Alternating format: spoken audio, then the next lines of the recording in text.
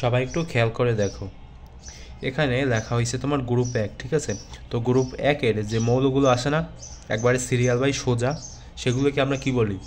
সেগুলোকে আমরা ক্ষার ধাতুগুলো বলি, মানে ক্ষার ধাতু বলি, ঠিক আছে? তো হাইড্রোজেন বাদে যেগুলো আছে lithium, sodium, potassium, rubidium, caesium, francium, এগুলোকে আমরা ক্ষার ধাতু বলি, বুঝলে? এরপর হচ্ছে গ্রুপ 2। গ্রুপ 2-তে কী আছে? মৃৎ ক্ষার ধাতু আছে, যেগুলোকে কিনা আমরা সবসময় গ্রুপ 2-এর মৌল হিসাবে জানবো।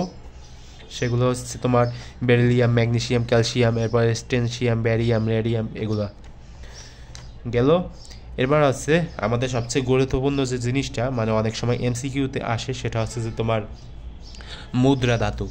তো মুদ্রা ধাতু হচ্ছে তোমার গ্রুপ 11-এর মৌল, মানে তিনটা না, এখানে মোট 4টা আছে। তো সেগুলোর মধ্যে 3টা হচ্ছে তোমার মুদ্রা ধাতু।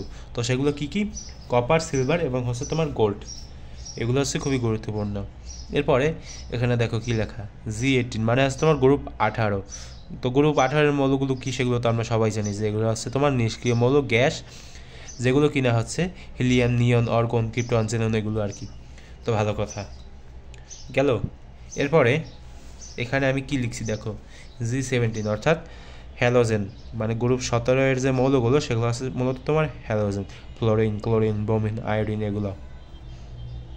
এগুলো তোমরা মুখস্থ করে ফেলবে, তাহলে তোমাদের ভালো। কারণ এমসিকিউতে যদি দিয়ে দেয় তাহলে অনেক সময় ধরা খাওয়ার একটা সম্ভাবনা থাকে যদি এগুলো মুখস্থ না থাকে তাহলে।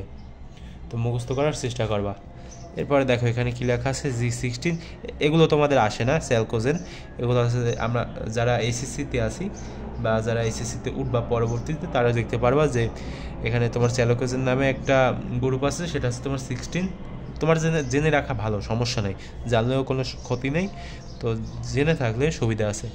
অক্সিজেন, সালফার, এরপর সেলেনিয়াম আচ্ছা, এটার নাম কি সেটা আমার মনে নাই, কিন্তু এটার নাম মনে আছে, এটার নাম হচ্ছে তোমার টেলুরিয়াম, এরকম একটা কিছু হবে। যাই হোক, এটা হচ্ছে তোমার গ্রুপ 16। মানে তুমি যদি গ্রুপ 16-তে যাও তাহলে এই মৌলগুলো তোমরা দেখতে পারবা। এবং এখানে সে মানে ওই যে বইতে, অর্থাৎ ওই যে শখটা আছে সেখানে আছে সবগুলোর নাম লেখা আছে, সেখান থেকে তোমরা নামগুলো খুব সহজে মুখস্থ করে ফেলবা, ঠিক আছে? তো এই হচ্ছে তোমার আজকের ভিডিও।